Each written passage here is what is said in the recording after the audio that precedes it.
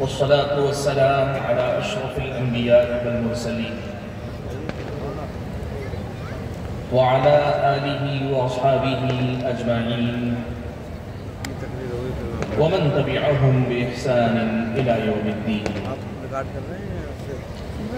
يا أيها الذين آمنوا اتقوا الله حق تقاته ولا تموتن إلا وأنتم مسلمون.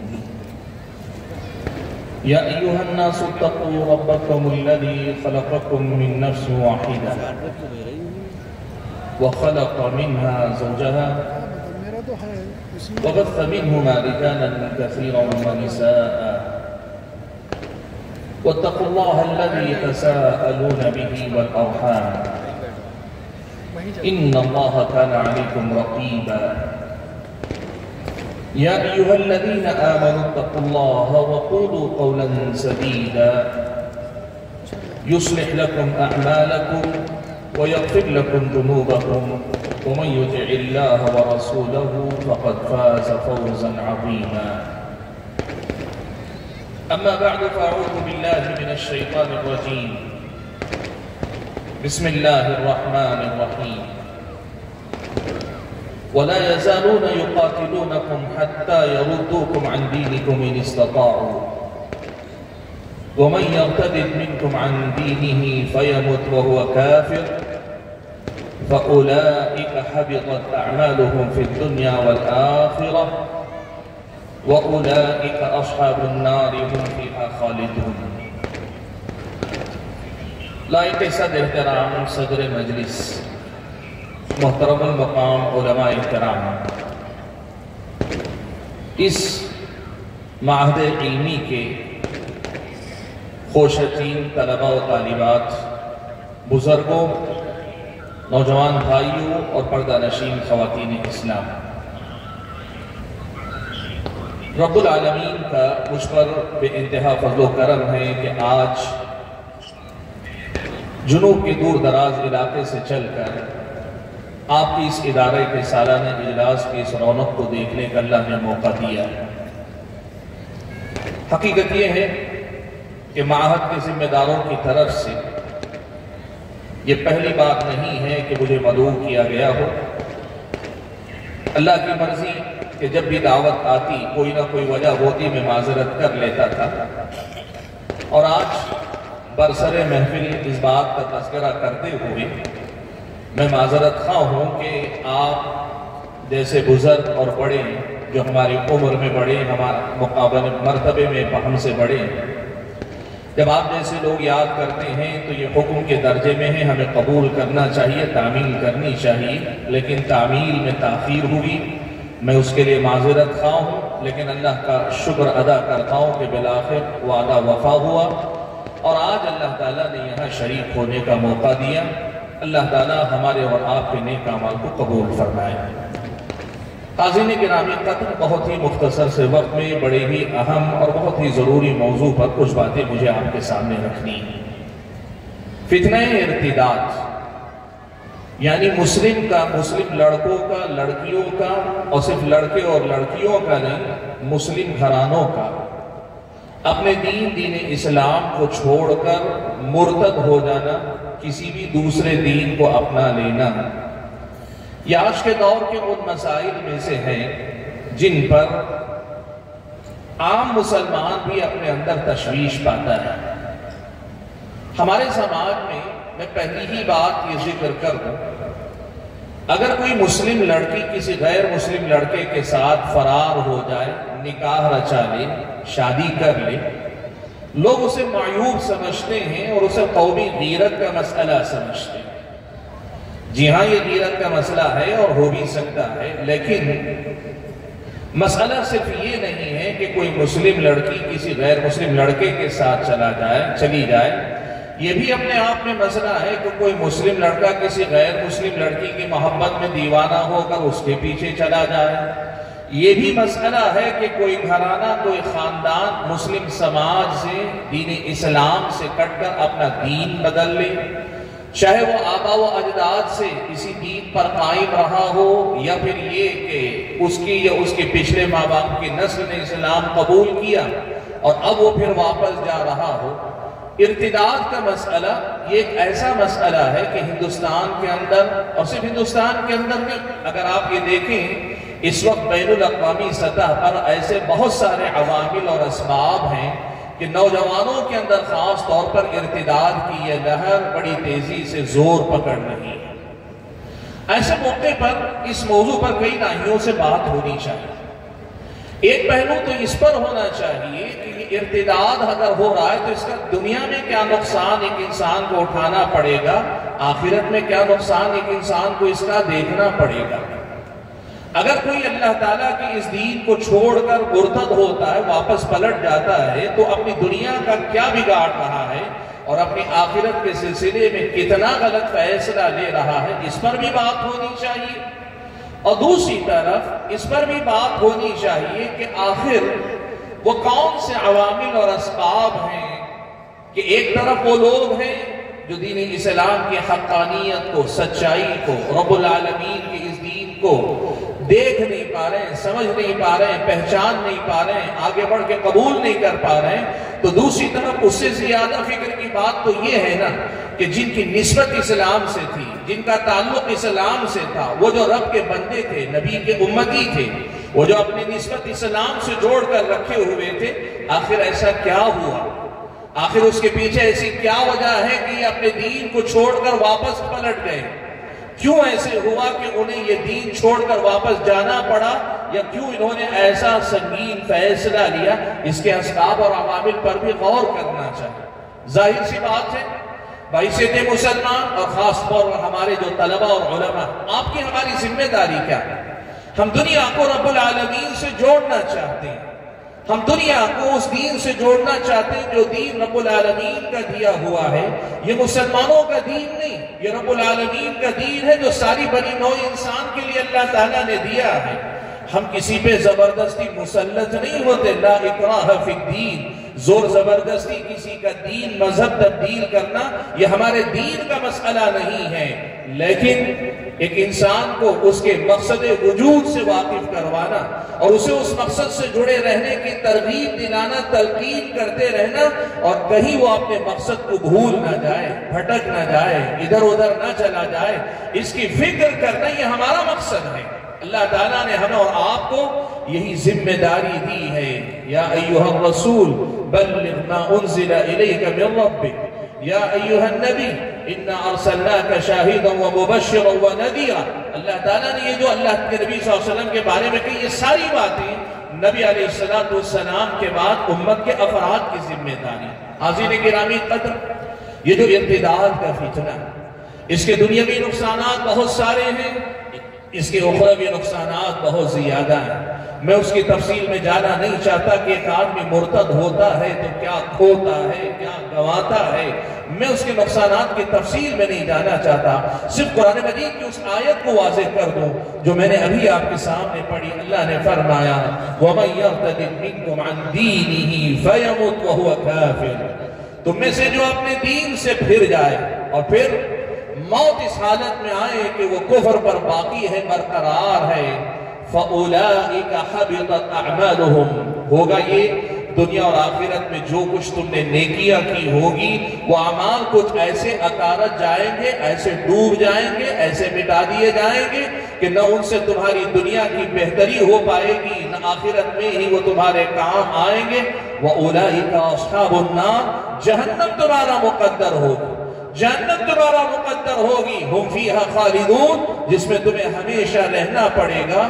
تم اس دنیا کے اندر جس مقصد کے لیے بھی ارتداد کو اپناتے ہو، اپنے دین کا سودا کرتے ہو، یاد رکھو یہ سودا بڑا مہنگا پڑنے والا ہے۔ کوئی قیمت دے کر تم آخرت میں ہمیشہ کی جہنم سے نہیں بچ پاؤ گے اگر ارتداد کے بعد اسی کفر کی حالت میں تمہاری موت ہو گئی۔ تم نے کفر کی حالت میں اگر موت پالی تو ایک ایسے گھاٹے کا سودا کر رہے ہو کہ جس کی بھرپائی کی کوئی صورت آخرت میں تمہیں میسر نہیں آئے گی۔ اور یہ اتنا بڑا نقصان ہے کہ دوسری ایک حدیث میں پیارے نبی صلی اللہ علیہ وسلم نے ایمان کے لذت کا تذکرہ کرتے ہوئے کہا تھا کہ جسے ایمان کی لذت مل جائے یا پھر اس آدمی کو ایمان کی لذت ملتی ہے جس آدمی کی یہ کیفیت ہوتی ہے کہ وَأَن يَكْرَهَ أَن يَعُودَ فِي الْكُفْرِ كَمَا يَكْرَهُ أَن يُقْذَفَ فِي النَّارِ جیتے جی آگ میں جلنا آدمی پسند کر لے گا، لیکن اللہ تعالیٰ کے اس دین کو چھوڑ کر پلٹ کر جانا وہ پسند نہیں کرے۔ دین ہے ہی اتنی قیمتی چیز، دین ہے ہی اتنی قیمتی دولت، اللہ کی ایک ایسی نعمت کہ جس کے لیے آدمی جان سے جاتا ہے لیکن اپنے ایمان سے نہیں جاتا ہے۔ آدمی اپنی جان قربان کرتا ہے لیکن اپنے ایمان سے دستبردار نہیں ہوتا۔ کیوں؟ اس لیے کہ اس دین و ایمان پر اللہ تعالیٰ نے دنیا اور آخرت کی بھلائی کا نہ صرف وعدہ کیا ہے، آدمی اگر محسوس کرے تو ایمان لانے کے بعد اس دنیا کے اندر اللہ تعالیٰ کی کیسی کیسی نعمتوں اور لذتوں سے وہ لطف اندوز ہوتا ہے، آپ اندازہ نہیں لگا سکتے۔ ذہنی یکسوئی، ذہنی قلب و جگر کا اطمینان، آدمی کی روح کا اطمینان، آدمی کی روحانیت کے اندر تازگی کا ایک ہمیشہ احساس، اللہ تعالیٰ کی بندگی میں ڈوبے رہنے کا، سرشاری کا ایک ایسا احساس کہ دنیا کی ساری دولت لٹا کر بھی کوئی آدمی ایسی خوشی نہیں خرید سکتا جو خوشی ایک سچے ایمان والے کو نصیب ہو سکتی ہے، اور ایسی خوشی کا سودا کرنے والی غلطی کوئی نادان انسان ہی کر سکتا ہے۔ حاضرین گرامی قدر، اس حقیقت کے واضح ہونے کے باوجود یہ حقیقت بھی ہے اپنی جگہ پہ کہ ہم اپنے سامنے لوگوں کو مرتد ہوتا دیکھیں۔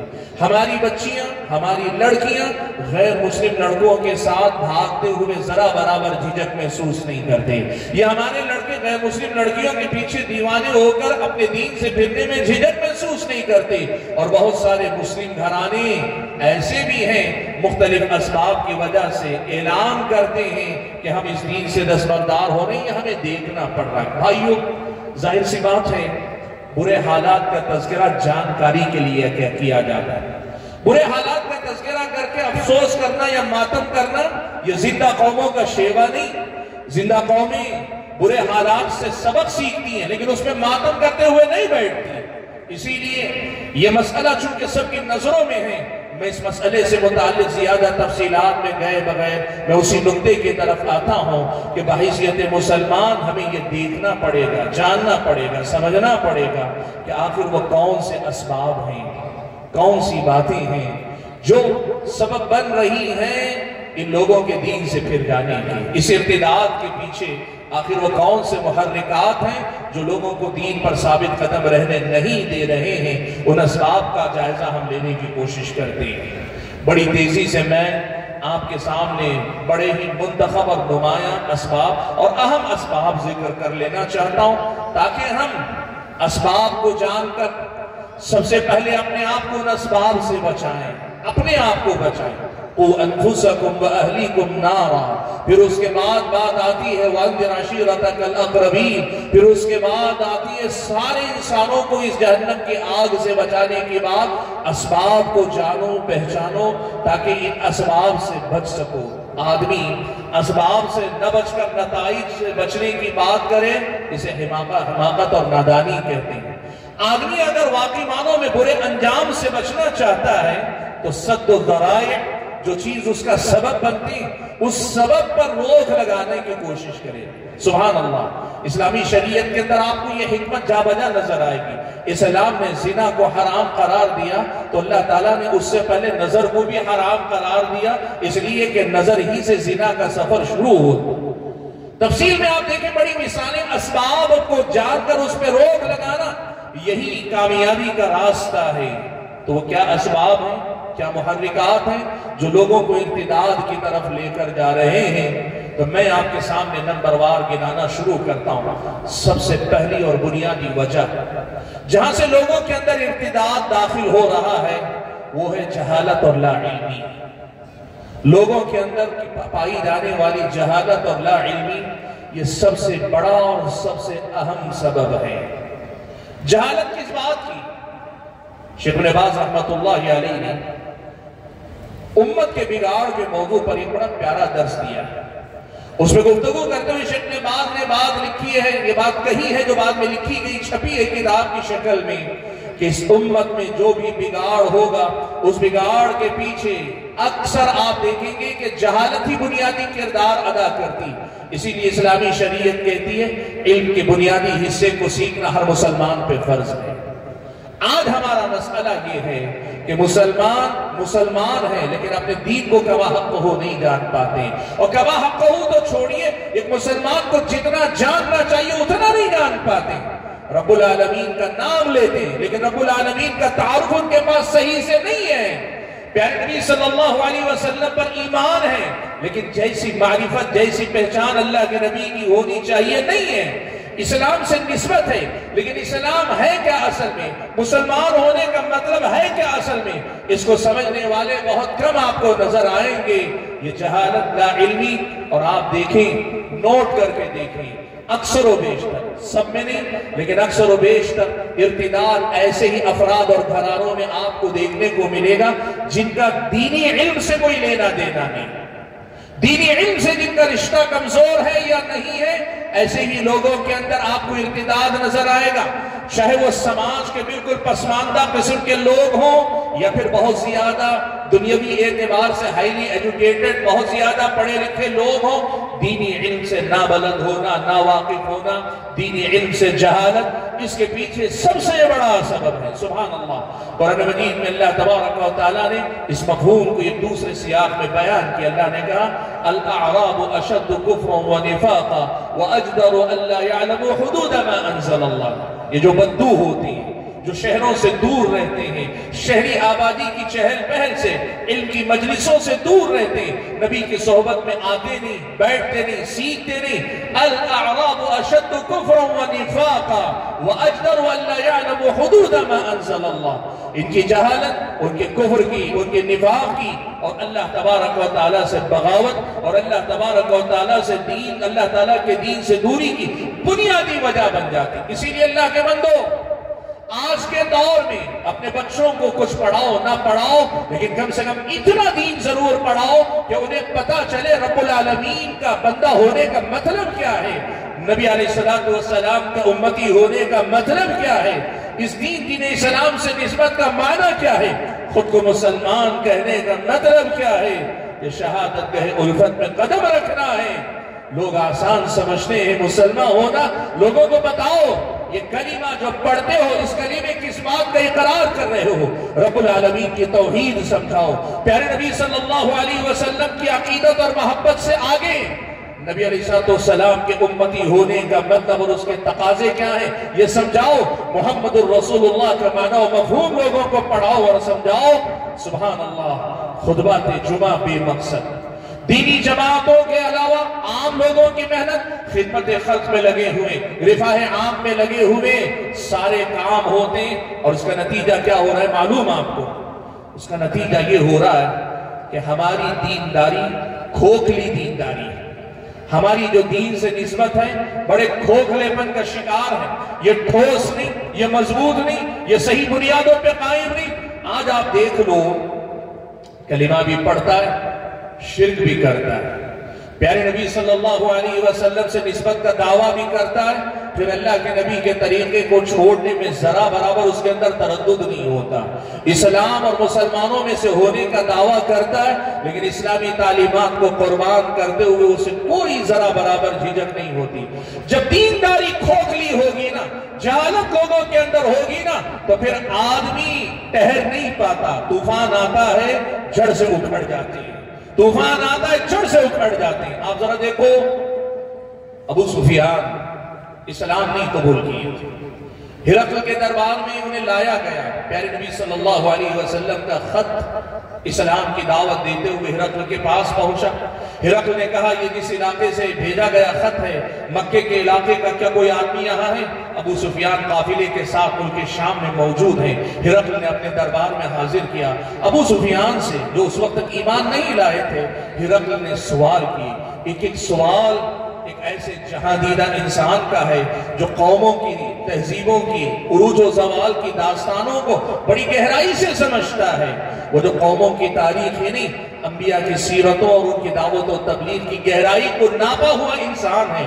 ہرقل نے ابو سفیان سے جو سوالات پوچھے تھے ان میں سے ایک سوال یہ بھی پوچھا تھا کہ یہ بتاؤ اس نبی پر ایمان لانے والے جتنے لوگ ہیں کہ ان میں سے کوئی اپنے دین کو چھوڑ کر واپس پلٹ کر بھی جاتا ہے، مرتد بھی ہوتا ہے؟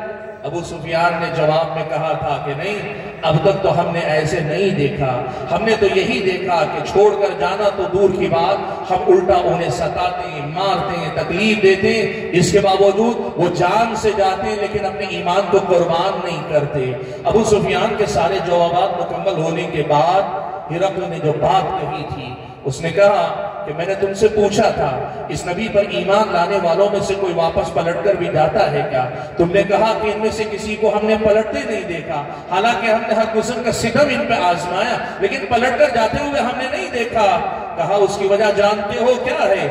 وَقَدَ الْإِيمَانِ إِذَا خَالَطَتْ بَشَاشَتُهُ الْقُلُوبِ۔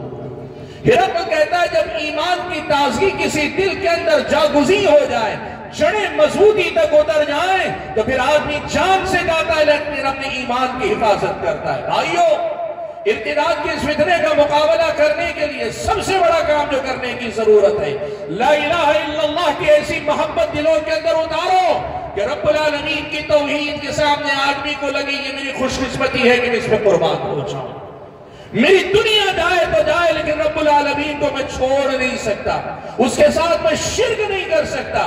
یہ جذبہ ہر مسلمان کے دل میں اتر جائے، اس پہ کام کرنے کی ضرورت ہے۔ ہمارے ملک کے طول و عرض میں دینی تنظیمیں بہت ساری الگ الگ مسلکوں سے نسبتوں سے کام کرتے ہیں اور طرح طرح کے کام کرتے ہیں۔ ارتداد کے موضوع پہ سب کو فکر ہے، تو آج اس مسئلے کو یہی سے طے کرو۔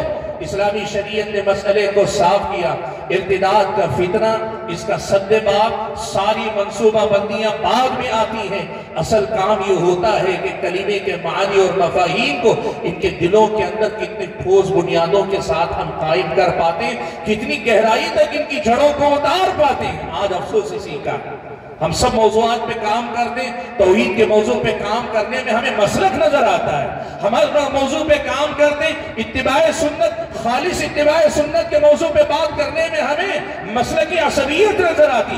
یہ ہمارا سب سے بڑا مسئلہ۔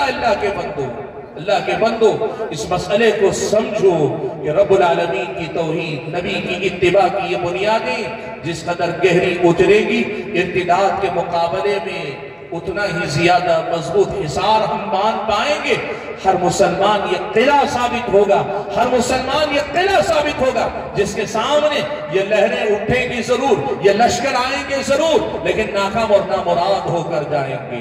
کھوکھلی دینداری سے اوپر اٹھو، جہالت کے پردوں کو چاک کرو، رب العالمین کی معرفت اور اس کی توحید، پیارے نبی صلی اللہ علیہ وسلم کی معرفت اور آپ کی اتباع کا ایسا گھونٹ ان کو پلاؤ کہ جس کے بعد وہ دنیا کی ہر چیز کی قدر و قیمت کو سمجھ جائیں کہ یہ سب ہیچ ہے، رب العالمین کی عبادت اور بندگی ہی اصل ہے۔ حاضرین گرامی، سب سے پہلی اور بنیادی وجہ یہی ہے۔ اور آج آپ دیکھو، میں بات بڑی ذمہ داری سے کہوں گا، آپ اسے مسلکی تناظر میں مت دیکھو لیکن زمینی حقیقت کے طور پہ دیکھو، اکثر مرتد ہونے والے وہ ہیں جن لوگوں کی اپنی زندگیوں میں توحید اور شرک کے معاملے میں کوئی خاص اہتمام نہیں ہے۔ آپ چاہے وہ ایجوکیٹڈ طبقے سے لے لیں یا پھر مسلمانوں میں سے جو سلم ایریوں میں رہنے والے جس قسم کے جہاں عام طور پہ ارتداد کی یہ مہم کامیاب ہو رہی ہے، یہ وہ علاقے ہیں جن کی اپنی زندگیوں میں توحید کی اہمیت نہیں، شرک کو برا سمجھنے کا وہ جذبہ نہیں۔ یہی وہ بنیادی مرض ہے جو سب سے بنیادی کردار ادا کر رہا ہے ارتداد کے پیچھے۔ جب آدمی کے دل میں توحید کا کوئی مفہوم نہ ہو تو ہلکی سی حاجت، ہلکی سی مصلحت، ہلکی سی منفعت، چھوٹا سا کوئی بھی مسئلہ، آدمی فوراً اپنا دین بدلنے کے لیے تیار ہو جائے گا۔ یہ پہلا اور بنیادی سبب ہے۔ حاضرین گرامی، دوسرا سبب جس کا تذکرہ میں آپ کے سامنے کرنا چاہوں گا، دیکھو ہم جس ملک میں رہتے ہیں، جس تہذیب میں، دنیا میں ہم رہتے ہیں، عام طور پر اس دنیا کے جینے کا اپنا ایک ڈھنگ ہے اور ایک مسلمان کے جینے کا اپنا ڈھنگ ہے۔ مسلمان اس ایمان اور عقیدے کے ساتھ جیتا ہے کہ میں مسلمان ہوں اور مجھے اللہ تعالیٰ کے پاس کھڑے ہو کر جواب دینا۔ یوم یقوم الناس لرب العالمین، ایک دن ہے جس دن مجھے اللہ کے سامنے جواب دہی کرنی۔ یہ آخرت پر ایمان ہی ہے جو اللہ کا ڈر پیدا کرتا ہے، یہ آخرت پر ایمان ہی ہے جو اللہ تعالیٰ کے اجر و ثواب کی امید انسان کے اندر پیدا کرتا ہے۔ ساری دنیا کا کاروبار نفع و نقصان کے اسی پیمانے پہ تل جاتا ہے، اور جب ایمان والے کی نظر میں آخرت کی منفعت اور آخرت کا نقصان ہوتا ہے، وہ یہ بڑی اچھے سے سمجھتا ہے کہ یہ دنیا کچھ بھی ہو، بل تؤثرون الحیات الدنیا والآخرۃ خیر وابقیٰ، اس حقیقت کو مسلمان جانتا ہے۔ لیکن اس ملک میں یا اس ملک سے باہر کسی بھی دنیا کے خطے میں مسلمان جہاں رہتے ہیں، یہاں ایک الگ ہی ماحول ہے۔ وہ کیا ہے؟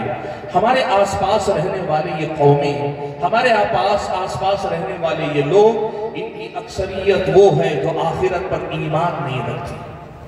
ان کا اپنا تصور یہ ہے جو کچھ ہے یہی دنیا ہے، اور جب یہی دنیا سب کچھ ہے، لوگ کہتے ہیں آخرت کس نے دیکھی؟ بابر بعیش گوش کے عالم دوبارہ نیز، یہی دنیا ہے، یہی دنیا ہے، اور اس دنیا کے بعد آخرت کو کس نے دیکھا ہے؟ اس لیے اس دنیا کی ہر لذت، ہر مزے پہ تمہارا پورا حق ہے۔ زندگی کھل کے جیو، بھرپور جیو، اپنے آپ پہ کوئی پابندی مت رکھو۔ اس دنیا کے پاس زندگی جینے کا ایک ہی ضابطہ ہے، وہ ضابطہ یہ ہے کہ دیکھو تمہارے وجود سے کسی آدمی کو نقصان نہیں پہنچنا چاہیے، بس اگر تم کسی کو ناحق نقصان نہیں پہنچا رہے ہو، پھر اس دنیا کی غلامی کرو، اس دنیا پہ مٹ جاؤ، کٹ جاؤ، اس دنیا کے پیچھے دیوانے ہو جاؤ، پاگل ہو جاؤ، جو چاہے تم کرو۔ اس دنیا کے ہر مزے پہ تمہارا حق ہے، اور اس دنیا کی ہر چیز کو تمہیں حاصل کرنا چاہیے۔ یہ دنیا کے لیے جیتی ہے۔ اب یہاں دیکھو ایک فرق آپ کو نظر آئے گا۔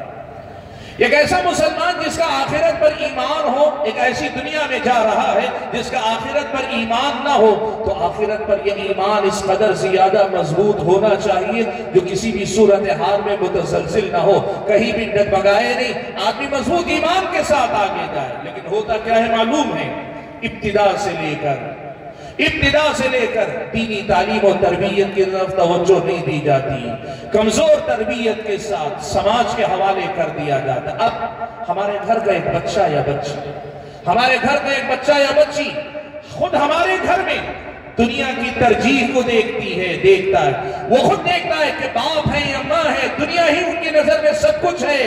خود اپنے گھر میں دین کو ذبح ہوتے دیکھتا ہے، خود اپنے گھر کے اندر دین کا سودا ہوتے دیکھتا ہے، خود اپنی دیواری کے اندر دین کے ساتھ سمجھوتا دیکھ کر بڑا ہوتا ہے، اور پھر اس کے بعد جب وہ اپنے گھر سے باہر نکلتا ہے، اسکول میں جاتا ہے، اسکول کی دنیا بھی دنیا ہے، وہ گلی محلے میں آتا ہے، یہاں بھی دنیا ہی دنیا ہے، وہ کاروبار میں آتا ہے، یہاں بھی دنیا ہی دنیا ہے، وہ اگر کسی اچھی کمپنی میں MNC ملٹی نیشنل کمپنی میں جاتا ہے، وہاں بھی دنیا ہی دنیا ہے، ہر پل دنیا دنیا دنیا دنیا، اس کے دل و دماغ پہ اس قدر دستک دیتی ہے۔ یہ اندرونی ایمان آخرت پر اگر مضبوط نہیں ہوگا، آدمی سپر ڈال دیتا ہے، آدمی ہار مان جاتا ہے، آدمی شکست تسلیم کر لیتا ہے۔ وہ ماننے کو دل سے مانتا ہے کہ آخرت ہے، لیکن اس کی زندگی میں آخرت کو ترجیح نہیں حاصل ہوتی، وہ پھر دنیا کا غلام بن جاتا ہے۔ تعیس عبد الدینار والدرہم، وہ دینار و درہم کا وہ بندہ بن جاتا ہے جس کی بندگی اسے بربادی کی طرف لے جاتی ہے۔ اسے معلوم ہے، آپ پوچھو حرام کاری کرنے والا، حرام کمانے والا، حرام کاموں میں داخل ہونے والے مسلمان کو کیا معلوم نہیں کہ یہ دنیا داری ہے، یہ حرام ہے، یہ ناجائز ہے، پھر بھی کیوں جاتا ہے؟ اس لیے کہ دنیا کی محبت ہے، دنیا دل پہ حکومت کرتی ہے، دماغ دنیا سے پیچھا نہیں چھڑا پا رہا ہے، دنیا ہی کو سب کو سمجھتا ہے، وہ جانتا ہے، مانتا بھی ہے کہ آخرت ہے، ہر ایک عمل کا حساب لینا ہے، لیکن پھر بھی آخرت کی جواب دہی کے لیے جینے کے بجائے اس دنیا کے لیے جینا اس کی ترجیحات میں۔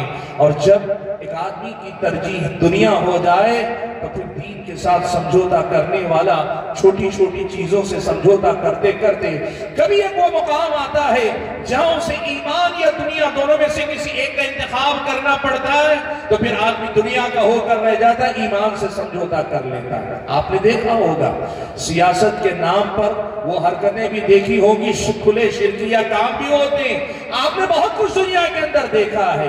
مثالیں آپ کو ڈھونڈ سکتے ہیں کہ ان لوگوں کے سامنے جب کبھی ایمان دنیا کے مقابلے میں آتا ہے، دنیا بڑی مہنگی ہو جاتی، ایمان بڑا سستا ہو جاتا ہے۔ یہ بہت بڑی وجہ ہے۔ یہ کلچر، یہ دنیا، یہ ہمارے اطراف و اکناف جینے والے قوموں کا آخرت پر ایمان نہ ہونا، وہ ایمان نہ رکھ کر بھی ہم ایمان رکھنے والوں پہ غالب ہیں، ان کی سوچ ہماری سوچ پہ غالب ہے۔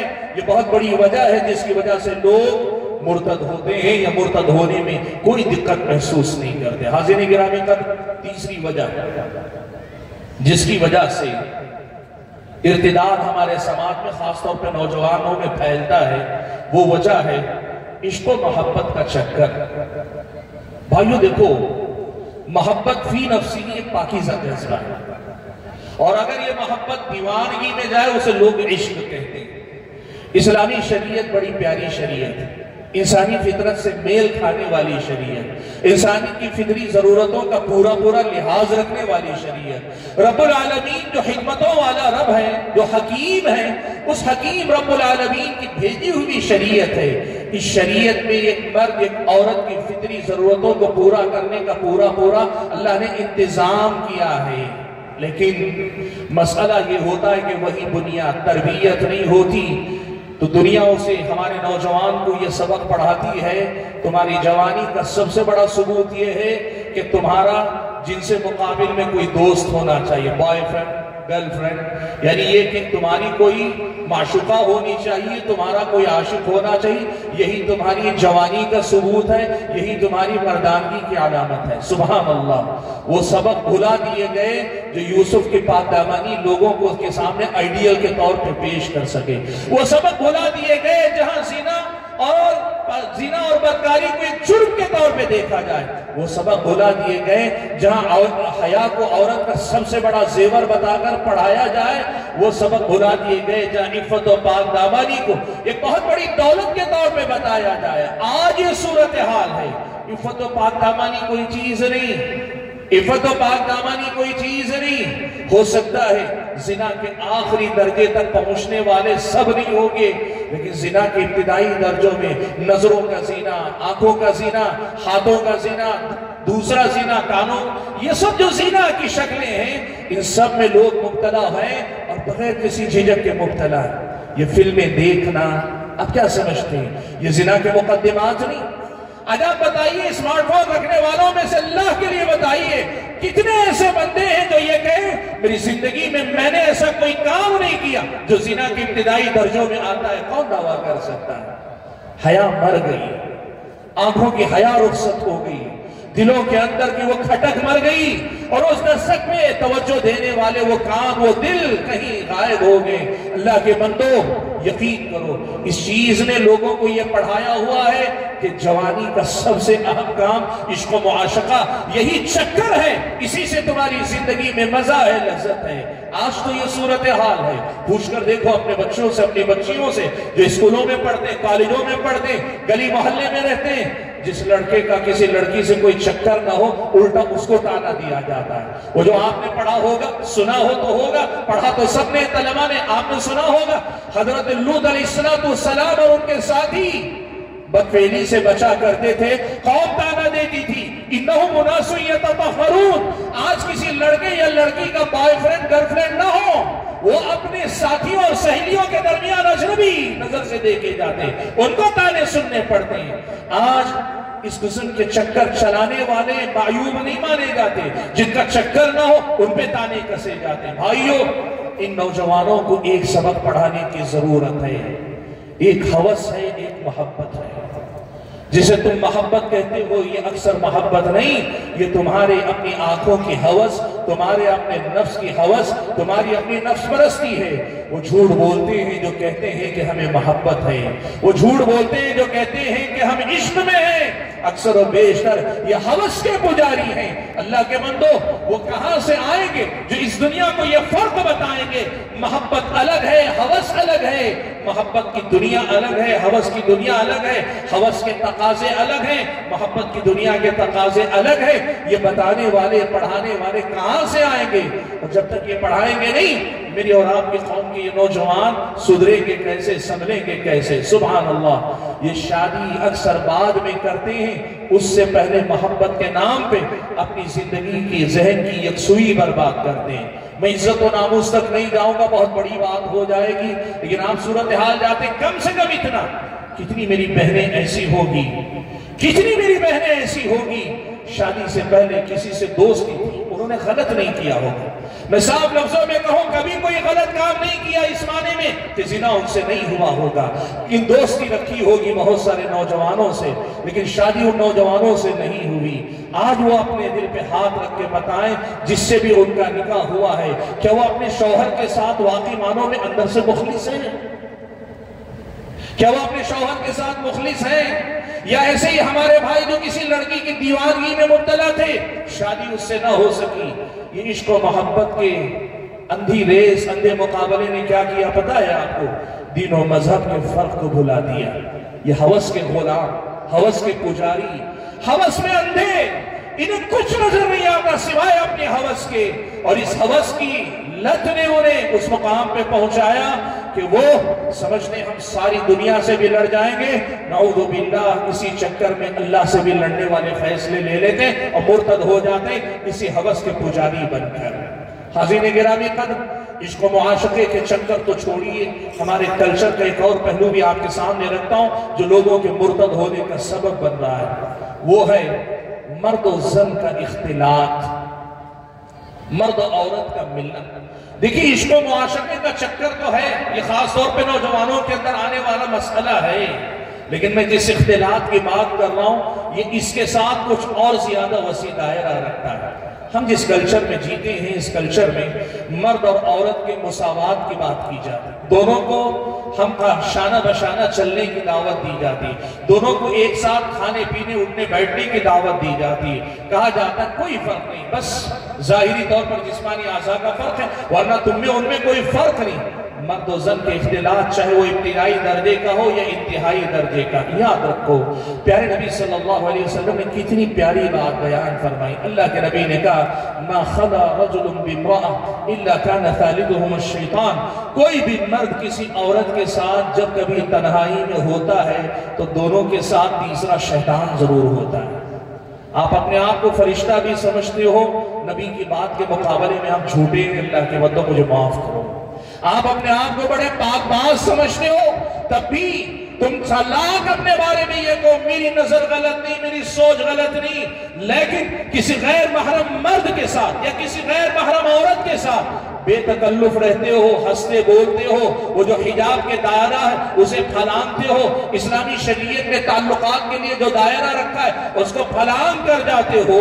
امہات المومنین کو مخاطب کر کے اللہ تبارک و تعالیٰ نے جب کہا وَقَرْنَ فِي بُيُوتِكُنَّ فَلَا تَخْضَعْنَ بِالْقَوْلِ کہ تم اپنی آواز میں لچک نہ پیدا کرو، امہات المؤمنین کو جب حکم دیا تو آپ کا ہمارا کیا حساب و شمار۔ اللہ کے بندو، مرد و زن کا اختلاط یہ بہت بڑا زیادہ ارتداد کا سبب بنتا ہے۔ یہ اختلاط کہاں ہوتا ہے پتہ ہے؟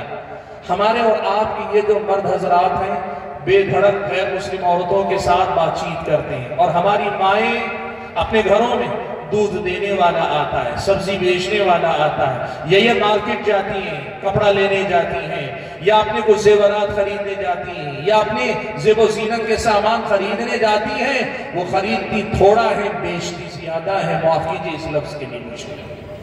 سچ تو یہ ہے کہ اپنی حیا کا سودا کرتی ہیں۔ اللہ کے بندو، یہ جو مرد و زن کا اختلاط ہے یہ بہت بڑی وجہ ہے، اور یہاں سے لوگ ارتداد کی طرف آگے بڑھتے ہوئے جاتے ہیں۔ حاضرین گرامی قدر، مجھے ملا ہوا وقت بہت ختم ہو رہا ہے، اس لیے میں اپنی بات کو ختم کر سمیٹنے کے لیے بڑی تیزی سے دو چار اور سبب مختصر بتا کے ختم کر لیتا ہوں۔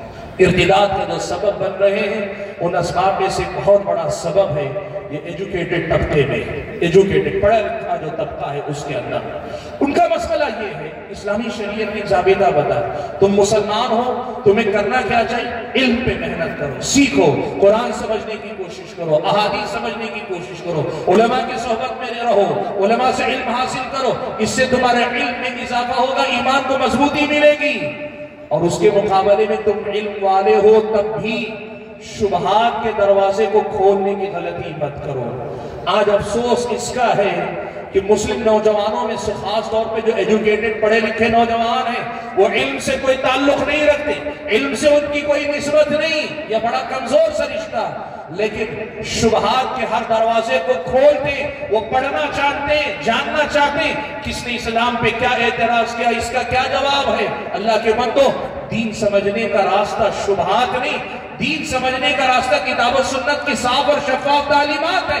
جب صاف و شفاف تعلیمات سیکھو گے تو یہ تعلیمات تمہیں شبہات کا جواب بھی سکھا دیں گے، اور اگر شبہات کے ذریعے دین سیکھنے کی کوشش کرو گے یہ شبہات تمہارے ایمان و یقین کو بھی متزلزل کر دیں گے۔ اللہ کے بندو، انٹرنیٹ کی دنیا کے اندر شبہات پھیلے ہوئے ہیں، یوٹیوب کی دنیا کے اندر شبہات پھیلے ہوئے، ہر قدم پہ دین و ایمان کو لوٹنے والے شبہات پھیلے ہوئے۔ ان شبہات کے دروازے سے اپنے آپ کو دور رکھو گے تبھی بچ پاؤ گے۔ یہ بہت بڑی وجہ ہے جس کی وجہ سے لوگ مرتد ہو رہے ہیں۔ حاضرین گرامی قدر، اگلا سبب جس کی وجہ سے لوگ مرتد ہو رہے ہیں وہ ہے ہمارے اپنے ملک کے اندر باقاعدہ کچھ تنظیموں کی طرف سے، انتہا پسند تنظیموں کی طرف سے گھر واپسی کے نام پہ مستقل مہم چلائی جا رہی ہے۔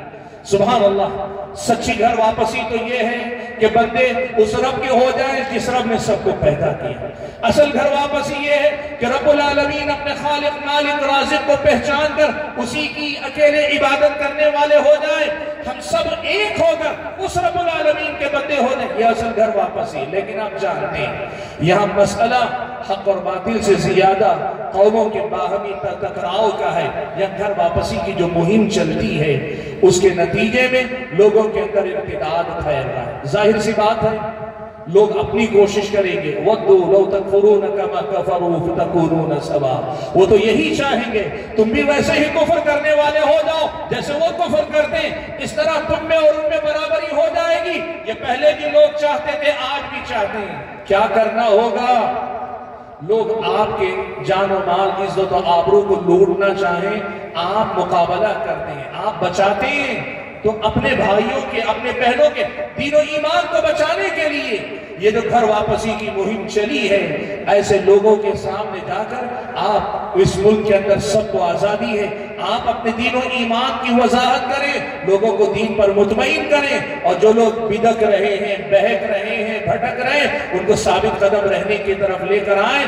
اس پر کام کرنے کی ضرورت ہے۔ بھائیوں، ارتداد کا ایک اور سبب بھی ہے، اور وہ سبب ہے اس وقت پوری دنیا کے اندر اسلام اور مسلمانوں کے خلاف جن راستوں سے کام ہو رہا ہے ان میں سے بڑا اہم راستہ ہے جسے مرتدین کو پروموٹ کر کے ایکس مسلم کے نام پر شبہات کو پھیلانا اور ایسے لوگوں کو اسٹیج دینا، ٹی وی چینلوں میں ڈیبیٹ کے نام پہ بلانا، یا یوٹیوب چینلوں پہ ڈیبیٹ کے لیے بلانا، یا ایسے لوگوں کا اپنے چینل رکھ کر مستقل اسلام اور مسلمانوں کے بارے میں اعتراضات کرتے رہنا، کچھ اس طرح سے کہ ایک عام مسلم نوجوان پہلے تو اس کے اندر غیرت جاگتی ہے کہ میرے رب پر اعتراض کر رہا ہے، میرے نبی پہ اعتراض کر رہا ہے، میرے اسلام پر، وہ غیرت کے مارے اندھا دھند پہلے تو اسے گالی دینے جاتا ہے، لڑنے جاتا ہے، یا اس پہ اعتراض کرنے جاتا ہے، لیکن پھر رفتہ رفتہ اس سے متاثر ہونے لگتا ہے۔ ایکس مسلمز کا یہ جو فتنہ ہے یہ کوئی نیا فتنہ نہیں۔ وَدُّوا لَوْ تَكْفُرُونَ كَمَا كَفَرُوا فَتَكُونُونَ سَوَاءً، جو بات میں نے کہی گھر واپسی کی، اسی کی ایک شکل یہ بھی ہے۔ کرنا کیا ہوگا؟ اللہ کے بندو، میں اہل علم سے ایک بات کی گزارش کرتا ہوں، بہت آسان ہے۔ جتنے بھی ایکس مسلم کے نام پہ کام کر رہے ہیں، بنیادی طور پہ کچھ ہی شبہات ہیں، بنیادی طور پر کچھ ہی مسائل ہیں، ان مسائل کو لے کر لوگوں کے ذہنوں میں شبہات پیدا کر رہے ہیں۔ ضرورت اس بات کی ہے کہ یہ ہمارے علماء نظر رکھیں، اور ایسا جو بھی نمایاں شخص کوئی شبہ پیدا کرتا ہے اس شبہ کا مضبوط جواب مدلل کتاب و سنت اور تاریخ حقائق کی روشنی میں دیں، تاکہ ڈگمگاتے قدم سنبھل جائیں۔